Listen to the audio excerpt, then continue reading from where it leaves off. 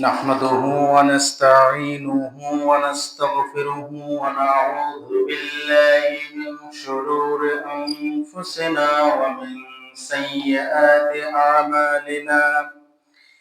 من يهده الله فلا مضل له ومن يضلله فلا هادي له. ونشهد أن لا إله إلا الله وحده لا شريك له. ونشهد أن سيدنا وحبيبنا ومولانا محمدا عبده ورسوله الذي أرسله بالحق بشيرا ونذيرا وداعيا إلى الله بإذنه وسراجا منيرا. فقد قال الله تعالى في كلامه المجيد وفرقانه الحميد: أعوذ بالله من الشيطان الرجيم. بسم الله الرحمن الرحيم. إن الله وملائكته يصلون على النبي يا أيها الذين آمنوا صلوا عليه وسلموا تسليما. درود إبراهيم. اللهم صل على محمد وعلى آل محمد كما صليت على إبراهيم وعلى آل إبراهيم إنك حميد مجيد. اللهم بارك على محمد وعلى آل محمد كما باركت على إبراهيم وعلى آل إبراهيم إنك حميد مجيد. اللهم صل على وعلى آل سيدنا مولانا محمد محبতের সাথে اللهم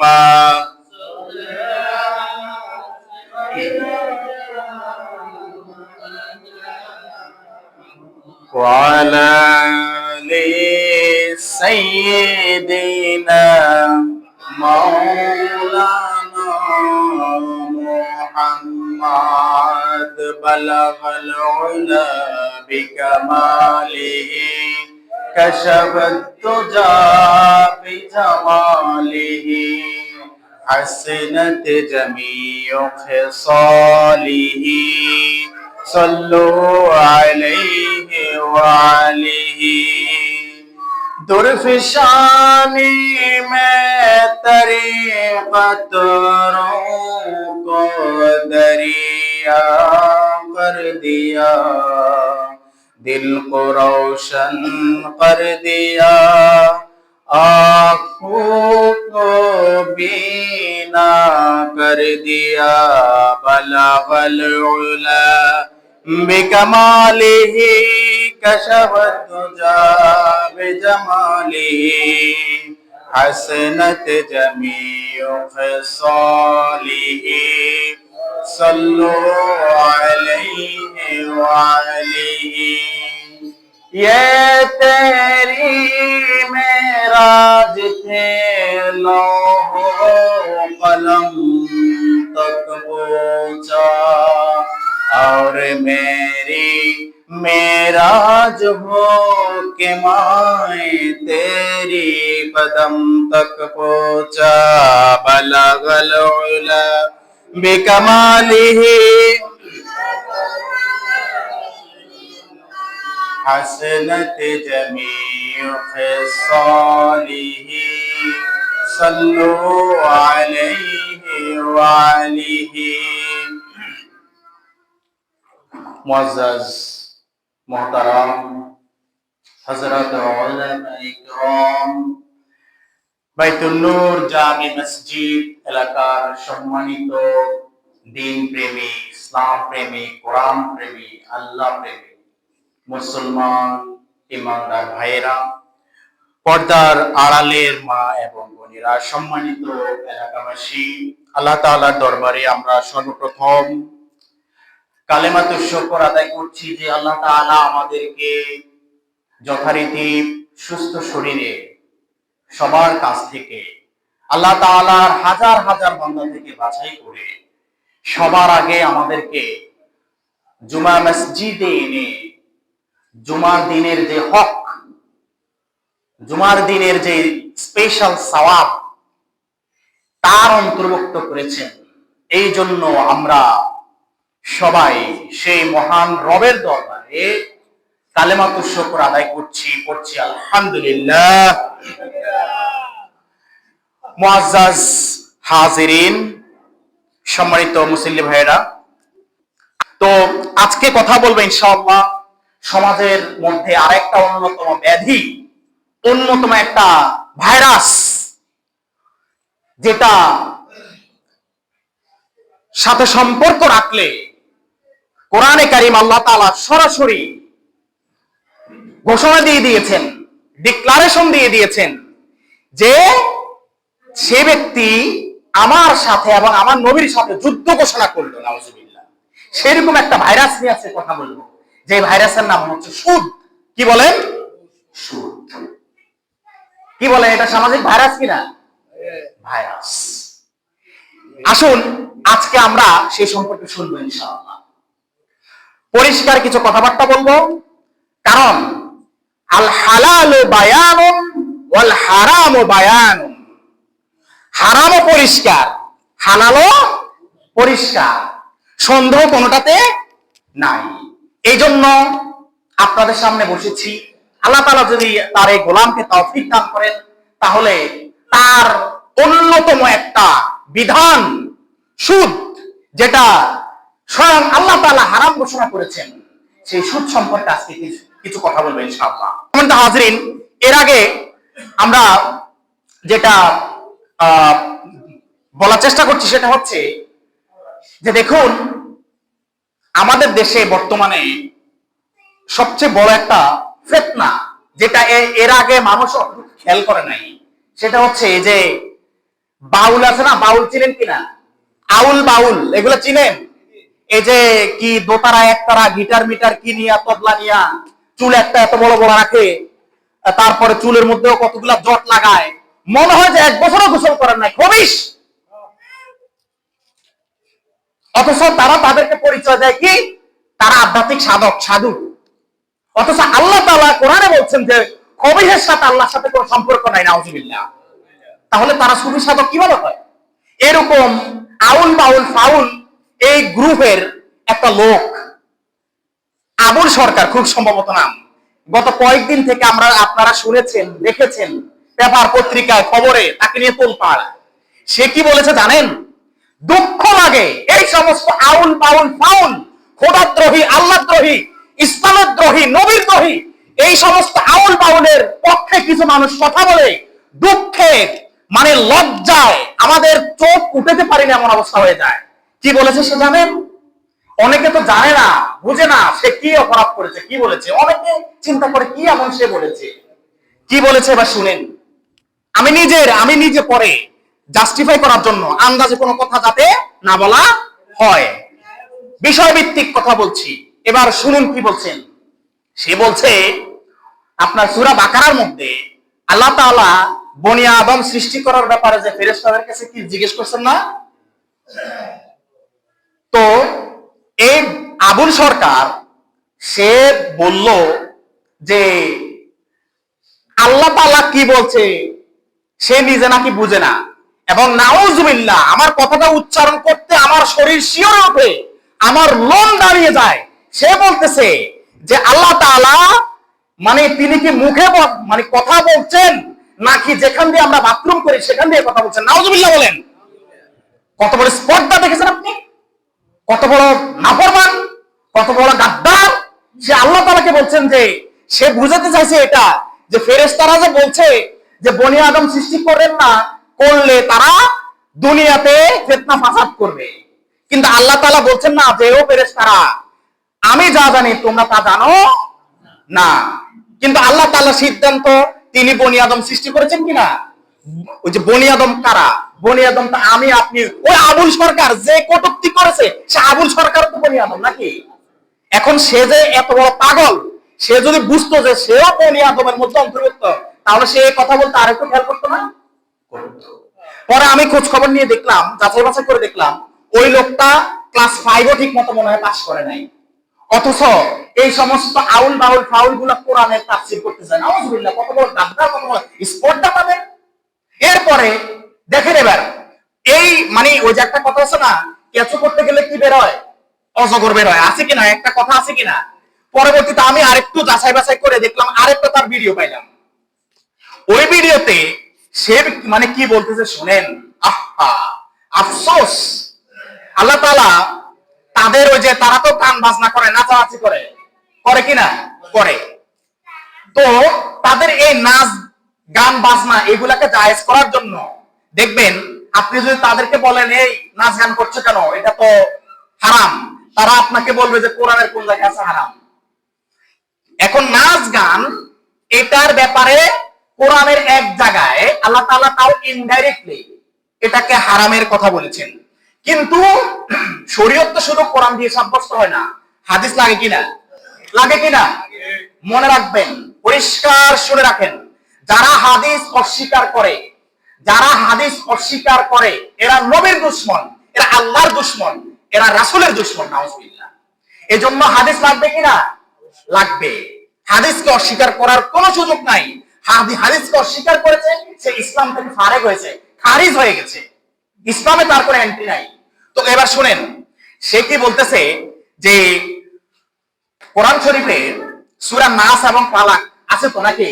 কুল আউযু বিরাব্বিন নাস, মালিকিন নাস, ইলাহিন নাস, আছে কিনা? আছে। এই সূরার মধ্যে সে বলতেছে আবুল সরকার, ওই বাউল আবুল সরকার বলতেছে আল্লাহ তাআলা নাকি এখানে কুল আউযু বিরাব্বিন নাস, এখানে নাকি নাসের কথা বলছে, মালিকিন নাস আবার নাকি নাসের কথা বলছে, ইলাহিন নাস আবার নাকি নাসের কথা বলছে। নাউজুবিল্লাহ। কত বড় পাগল, কত বড় মূর্খ, কত বড় জাহেল, কত বড় জালিম, কত বড় মিথ্যাবাদী, কত বড় প্রতারক, কত বড় ধোঁকাবাজ বলে সে আল্লাহর কোরআনকে এভাবে অপব্যাখ্যা বিকৃত করতে পারে, ঠিক কিনা? অথচ নাচ মানে হচ্ছে মানুষ, নাচ মানে কি? মানুষ। অথচ সে নাচ বলতে বোঝায় কি? নাচানাচি। চিন্তা করছেন অবস্থা? আমি একদম সুনির্দিষ্ট তথ্যভিত্তিক কথা বলছি, বানিয়ে কোনো কথা বলছি না। এবার মানে আমি এই কথাগুলো আগে দিয়ে বলার উদ্দেশ্য হচ্ছে এটাই, খবরদার খবরদার ঈমান হারা হবেন না। আপনি নিজে এটা করেছেন বা নিজে করেন নাই, তাদেরকে সমর্থন করেছেন, আপনিও তার মতো অপরাধী হয়ে গেছেন। কারণ আল্লাহ তাআলার সাথে কত বড় দুশমনী সে করেছে, কত বড় নাফরমানি সে করেছে, কত বড় মিথ্যাবাদী সে। এই জন্য সম্মানিত হাজিরিন, এই সমস্ত আউল বাউল ফাউল, চুলে জট লাগানো, নাচন কুদন করা, নর্তকে নিয়ে চলা, এদের সাথে ইসলামের বিন্দু মাত্র যাররা পরিমাণ কোনো সম্পর্ক নাই। একদম ক্লিয়ার কথা, এদের সাথে ইসলামের কোনো সম্পর্ক নাই। এজন্য আমরা আমাদের যার যার অবস্থান থেকে আমরা প্রতিবাদ জানাচ্ছি, ধিক্কার জানাচ্ছি, নিন্দা জানাচ্ছি, এবং অবিলম্বে বাবুল সরকার নাকি আবুল সরকার, আবুল সরকারের বাউলের দৃষ্টান্তমূলক শাস্তি আমরা কামনা করছি।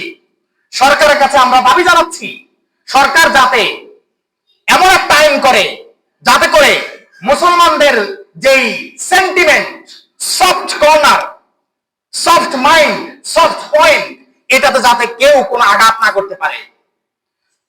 তোমার ইসলাম ভালো লাগে না, ওকে ফাইন, কারণ ইসলাম তোমার ভালো লাগে না, তুমি তোমার যেটা করার সেটা করো, কিন্তু মুসলমান বলে দাবি করতে পারবে না।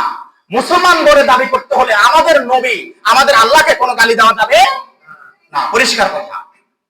এখানে কোনো ইয়ে নাই, এই পয়েন্টে আমাদের বিন্দু মাত্র কোনো কম্প্রোমাইজ নাই, কোনো ছাড় নাই এই পয়েন্টে। আল্লাহ নবীর ক্ষেত্রে, কোরআন হাদিসের ক্ষেত্রে, ইসলামের ক্ষেত্রে আমাদের বিন্দু পরিমাণ, যাররা পরিমাণ আমাদের কোনো ছাড় নাই। আমাদের হুঙ্কার, আমাদের কণ্ঠস্বর সব সময় উঁচু, ঠিক কিনা বলেন? লিল্লাহি তাকবীর। সমাজে হাজিরিন, এই জন্য এই সমস্ত ফাউলদের থেকে সবসময় সাবধানে থাকবেন। এদের কথা কখনো বিশ্বাস করবেন না, এরা হচ্ছে বেঈমান, এরা নাফরমান, এরা মিথ্যুক, এরা মিথ্যাবাদী। আসুন সমাজে হাজিরিন, তো কথা বলবো আজকে সুদ নিয়ে। কি নিয়ে বলেন তো? সুদ। এই সুদ, এটা আপনার, এটাকে আমরা শাব্দিক ভাবে বিশ্লেষণ করি, রা বা ওয়াও, রেবা। আর রেবা, এটা রা বা ওয়াও, রেবন শব্দ থেকে এটা উৎপত্তি। এটার অর্থ হচ্ছে আজিয়াদাতু, আধিক্য বা বৃদ্ধি, অথবা আল এজাফিয়াতু, বাড়তি। এটাকে ইংরেজিতে বলা হয় ইন্টারেস্ট। কি বলা হয়? ইন্টারেস্ট। তো আসুন, এই সুদটা কি আসলে আগে তো জানতে হবে এটা কি। আমরা তো সারাদিন জানি শুধু সুদ হারাম, অমুক সুদ খায়। সুদটা কি আসুন আমরা একটু একেবারে লিটারেলি এন্ড টার্মিনোলজিক্যালি, আবিধানিক ভাবে এবং পারিভাষিক ভাবে জানার চেষ্টা করি। সম্মানিত হাজিরিন, এই সুদের সংজ্ঞায় আমরা যদি প্রথমে তাকাই, তাহলে নবী করিম সাল্লাল্লাহু আলাইহি সাল্লাম বলছেন যে কুল্লু করদিন জাররা নাফআন ফাহুয়া রিবা। নবী করিম সাল্লাল্লাহু আলাইহি সাল্লাম বলছেন যে ঋণ মুনাফা আনে তাই সুদ। কি আনে? মুনাফা আনে। কি আনে? মুনাফা। কে? ঋণে। মনে করেন আপনি কাউকে ঋণ দিয়েছেন, ওই ঋণের সাথে মুনাফা আসছে। মুনাফা মানে কি? লভ্যাংশ। মুনাফা মানে কি? লভ্যাংশ। এই যে লভ্যাংশ আসছে যেটা ঋণের সাথে, এটাই হচ্ছে সুদ। এটা কি? এটাকে বলছেন রাসূল সাল্লাল্লাহু আলাইহি ওয়াসাল্লাম। কি বলছেন? রাসূল সাল্লাল্লাহু আলাইহি ওয়াসাল্লাম। এরপরে আসেন ইসলামী অর্থনীতিবিদ যারা রয়েছেন, স্কলার, ইসলামিক স্কলার যারা রয়েছেন, ইকোনমিক স্কলার যারা রয়েছেন, ওনারা বলছেন আল ফাদলু ফি আহাদে আল জানিবাইনি ফিল মুআওয়াদাতি বিজিনসিন ওয়াহিদিন।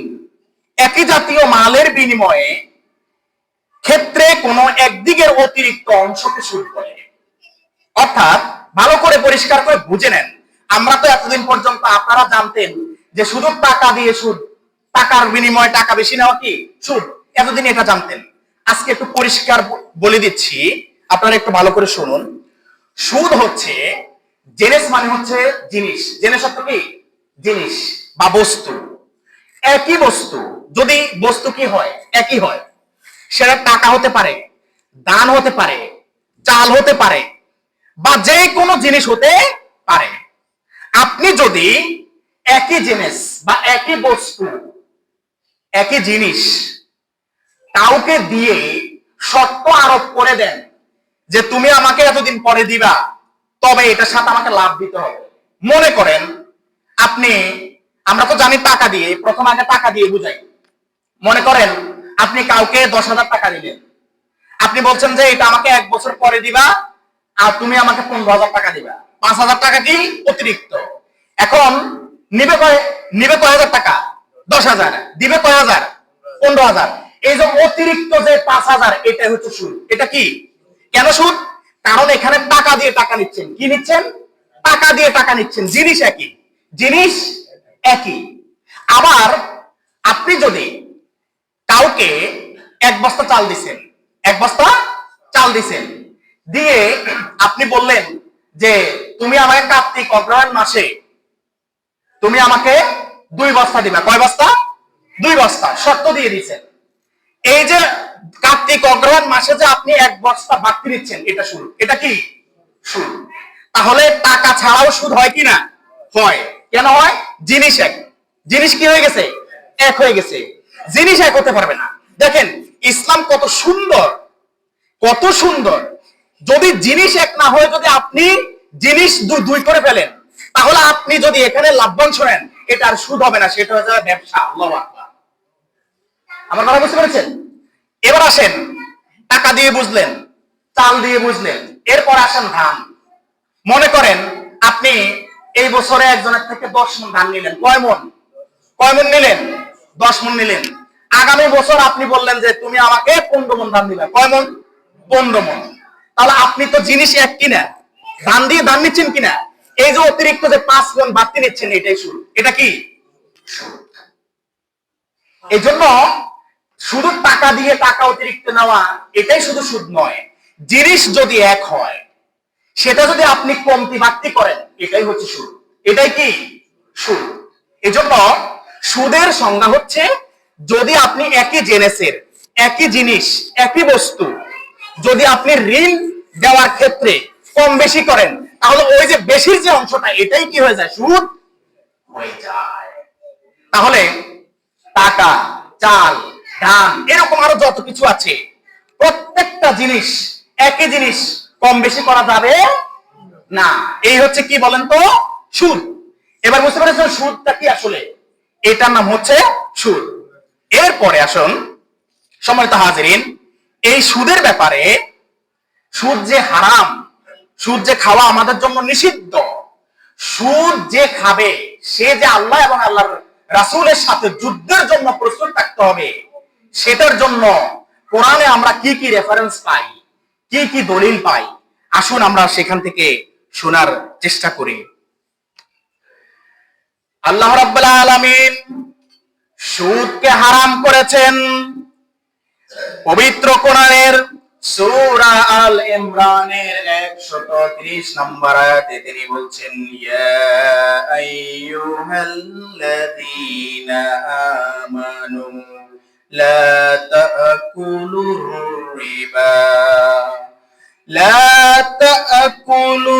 রিবা আদাফাম মুদাআফাতান ওয়াত্তাকুল্লাহা লাআল্লাকুম তুফলিহুন। আল্লাহ তাআলা বলছেন, হে ঈমানদাররা, হে বিশ্বাসীরা, তোমরা যারা আমার উপরে ঈমান এনেছো, তোমরা কেউ চক্রবৃদ্ধি হারে সুদ খেও না। তোমরা কেউ চক্রবৃদ্ধি হারে সুদ খেও না। আর তোমরা আল্লাহকে ভয় করো, আশা করা যায় তোমরা সফলতা লাভ করবে। সুবহানাল্লাহ। আল্লাহ তাআলা নিষেধ করে দিয়েছেন, নিষিদ্ধ ঘোষণা করেছেন, ইয়া আইয়ুহাল্লাযীনা আমানু লা তাকুলুর রিবা। রিবা মানে হচ্ছে সুদ। আল্লাহ তাআলা একদম পরিষ্কার করে নিষেধাজ্ঞা আরোপ করে দিয়েছেন, লা তাকুলুর রিবা, খবরদার তোমরা সুদ খেও না। খবরদার তোমরা সুদের ধারে পাশেও যেও না। আদাফা মুদাফা, সুদ তো খাবে না, চক্রবৃদ্ধি আকারেও খাবে না। প্রতি বছর তুমি সুদের টাকা বাড়িয়ে বাড়িয়ে, যে ব্যক্তি তোমার কাছ থেকে ঋণ নিয়েছে, 1 বছর পরে তার সুদ যদি আসে 5,000 টাকা, পরের বছর তুমি এটাকে করেছো 10,000 টাকা। আর এটাই হলো চক্রবৃদ্ধি। চক্রবৃদ্ধি আকারে খবরদার কোন সুদ খেও না। ইত্তাকুল্লাহ, তুমি আল্লাহকে ভয় করো। আমি আল্লাহ পরিষ্কার করে তোমার জন্য নিষেধাজ্ঞা দিয়ে দিচ্ছি, তুমি সুদ খাবে না। তোমার পকেটে যেই টাকা, এই টাকা দিয়ে তুমি সুদ দেওয়ার ব্যবস্থা করছো, কিন্তু তোমাকে মনে রাখতে হবে, এই টাকা আমি তোমাকে দিয়েছি, কিছু দিনের জন্য দিয়েছি। কিছু টাকা তোমার হয়েছে, এই টাকার গরমে তুমি এখন সুদ দেওয়ার চিন্তা করছো। কিন্তু বান্দা মনে রাখো, আমাকে যদি ভয় না করে তুমি এই সুদের টাকা যদি তুমি বক্ষণ করো, তাহলে তোমার সব ধন সম্পদ গুলো আমি আল্লাহ পবিত্র ঘোষণা করছি, নাউজুবিল্লাহ। তাহলে সুদখোরদের সমস্ত সম্পদ কি? অপবিত্র। খবরদার, সুদখোর আপনি যদি জানেন আপনাকে যে ব্যক্তি চা খাওয়াচ্ছে, কিছু খাওয়াচ্ছে, যদি জানতে পারেন এই ব্যক্তি সুদের টাকা দিয়ে খাওয়াচ্ছে, খবরদার আপনার জন্য ওই টাকা দিয়ে চা খাওয়া হারাম। সুদের কারবার যারা করে এদের সব ধন সম্পদ অপবিত্র হয়ে যায়, কিন্তু কিছুদিনের জন্য এরা নাজ নেয়ামতের মতো চলে, কিন্তু আল্লাহ তাআলা বলছেন আমি সব সম্পদ এদের জন্য অপবিত্র করে দিয়েছি। এরা আমার সাথে নাফরমানি করেছে, আমি সুদকে নিষেধ করেছি, আমি সুদকে হারাম করেছি, কিন্তু সমাজের মধ্যে এরা সুদকে প্রচলন করেছে, সুদের ব্যবসা করছে, সুদের কারবার করছে। এই সুদ যার ঘরে আছে, হাদিস শরীফে আছে, যেই সমাজের মধ্যে সুদখোর রয়েছে ওই সমাজের মধ্যে দুর্ভিক্ষ আসে, যেই সমাজের মধ্যে সুদখোর রয়েছে ওই সমাজের মধ্যে আসমানি জমিনি এবং বলা মুসিবত বেশি বেশি আসে। যেই সমাজের মধ্যে সুদখোর রয়েছে ওই সমাজের মধ্যে ভূমিকম্প বেশি হবে, ওই সমাজের মধ্যে ঘূর্ণিঝড় বেশি হবে, ওই সমাজের মধ্যে বেশি বেশি আসমানি এবং জমিনি বলা মুসিবত হবে। এই জন্য সম্মানিত হাজির, সমাজের মধ্যে যেই ব্যক্তি সুদ খাবে ওই ব্যক্তির কারণে সমাজবাসী যারা রয়েছে সবাই আল্লাহ তাআলার গজবের জন্য অপেক্ষা করতে হবে, নাউজুবিল্লাহ। সুদখোর ব্যক্তি এত নিকৃষ্ট, এতই জঘন্য, এই সুদের সাথে যারই সম্পর্ক রয়ে গেছে, সুদ যে খায় তার মতো সমান অপরাধী হয়ে যায়। নবী করিম সাল্লাল্লাহু আলাইহি সাল্লাম মুসলিম শরীফের 2995 নম্বর হাদিসে বলছেন, আন জাবির রাদিয়াল্লাহু তাআলা আনহু قال লাআনা রাসূলুল্লাহ সাল্লাল্লাহু আলাইহি ওয়াসাল্লাম আকিলার রিবা ওয়া মুকিলাহু ওয়া কাতিবাহু ওয়া শাহিদাইহি ওয়া ক্বালা হুম সাওয়াউন। হযরত জাবির রাদিয়াল্লাহু তাআলা আনহু থেকে বর্ণিত, তিনি বলেন নবী করিম সাল্লাল্লাহু আলাইহি ওয়াসাল্লাম সুদখোর, সুদ প্রদানকারী, সুদ চুক্তির লেখক, সুদ কারবারের সাথে যারা সাক্ষী দিয়েছে, নবী করিম সাল্লাল্লাহু আলাইহি ওয়াসাল্লাম এই চার ধরনের লোককে অভিশাপ দিয়েছেন, লানত দিয়েছেন, এদের জীবনের ধ্বংস কামনা করেছেন, নাউজুবিল্লাহ। মুসলিম শরীফের 2995 নম্বর হাদিস, একদম সহি হাদিস। যেই ব্যক্তি সুদ দিবে, যেই ব্যক্তি সুদ নিবে, যেই ব্যক্তি সুদ গ্রহণ করবে, যে লিখবে এবং যারা সাক্ষী থাকবে, এই চারজনের জন্য নবী করিম সাল্লাল্লাহু আলাইহি সাল্লাম আল্লাহর গজব কামনা করেছেন, নাউজুবিল্লাহ। কি কামনা করেছেন? কি কামনা করেছেন? আল্লাহর গজব। যে ব্যক্তি সুদ দিবে, যে সুদ খাবে, মনে করেন আপনি সুদ কাউকে দিচ্ছেন, কেউ একজন আপনার কাছ থেকে নিচ্ছেন, এই দুইজন, কেউ একজন লিখেছেন 3 নাম্বার, তিনজন, দুইজনকে সাক্ষী রাখছেন 4 জন, এই 4 জন সমান অপরাধী, নাউজুবিল্লাহ। তাহলে যে ব্যক্তি লিখছে তার তো কোনো ফায়দা নাই, যাকে সাক্ষী রাখছেন তার তো কোনো ফায়দা নাই, তাহলে আপনি কেন খামাখা, কোনো লাভ নাই, কোনো ফায়দা নাই, কেন আপনি আল্লাহর নবীর লানতের অন্তর্ভুক্ত হয়ে যাচ্ছেন, নাউজুবিল্লাহ। এই জন্য দেখবেন সুদখোর যারা রয়েছে এরা সাক্ষী রাখে কাদেরকে জানেন?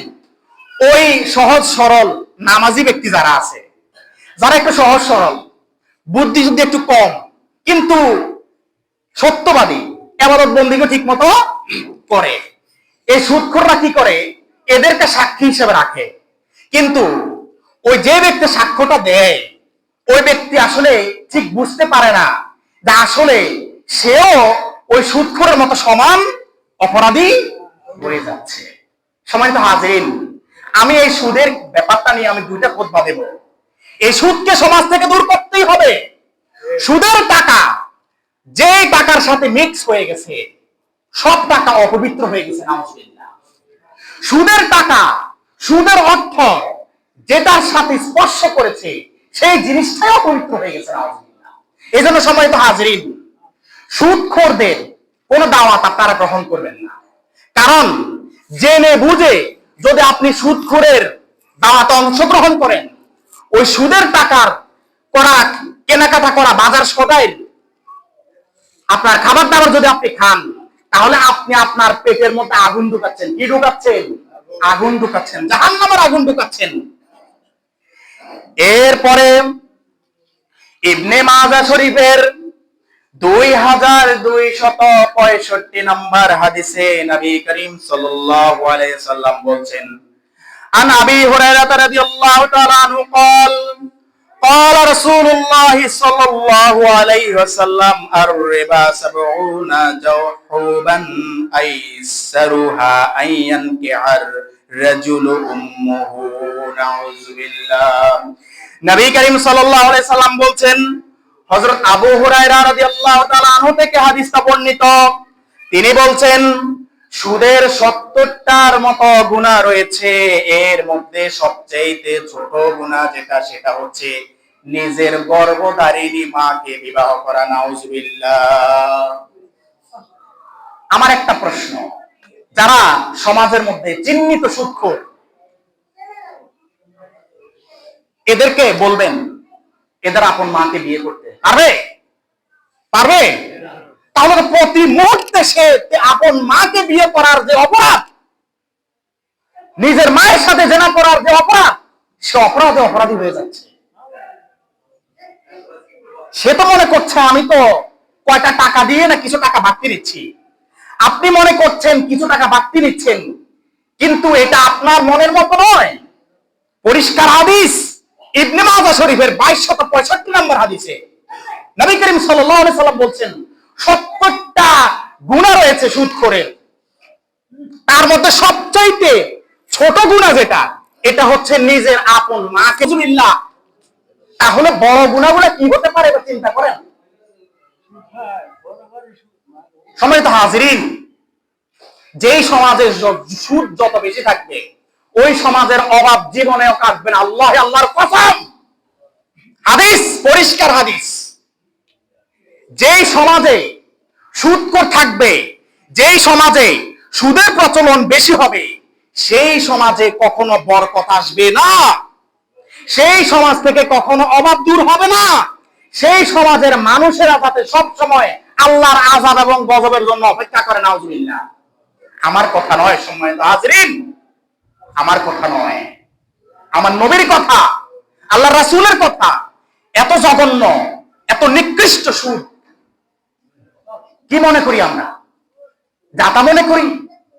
এত নিকৃষ্ট, এত অপবিত্র, এত দুর্গন্ধ সুদ। খবরদার, সুদ যারা ভক্ষণ করে এদের কোনো ইবাদত কবুল হবে না। এদের কোনো ইবাদত কবুল হবে? হবে না। আমি হাদিসের রিওয়ায়াত বলছি, হাদিসের বর্ণনা বলছি, বানিয়ে কোনো কথা বলছি না। যারা সুদ খাচ্ছে এদের কোনো ইবাদত কবুল হবে না। এরা আমার আপনার সাথে নামাজে দাঁড়াচ্ছে, সালাতে দাঁড়াচ্ছে, আসলে মূলত এদের শুরু থেকে, যেই দিন থেকে এরা সুদের মধ্যে জড়িয়েছে, ওই দিন থেকে এদের সমস্ত ইবাদত এদের ধ্বংস হয়ে গেছে। নাউজুবিল্লাহ। যতদিন পর্যন্ত এই সুদের সাথে তার সম্পর্ক থাকবে, ততদিন পর্যন্ত তার কোনো ইবাদত কবুল হবে না। আল্লাহর কসম, আল্লাহর কসম, আল্লাহর কসম, কোন ইবাদত কবুল হবে না। এজন্য সম্মানিত হাজিরিন, আপনারা যারা প্রতি সপ্তাহে আমাকে মেহমানদারি করাচ্ছেন, আলহামদুলিল্লাহ, খুবই সন্তুষ্ট আপনাদের উপরে। কিন্তু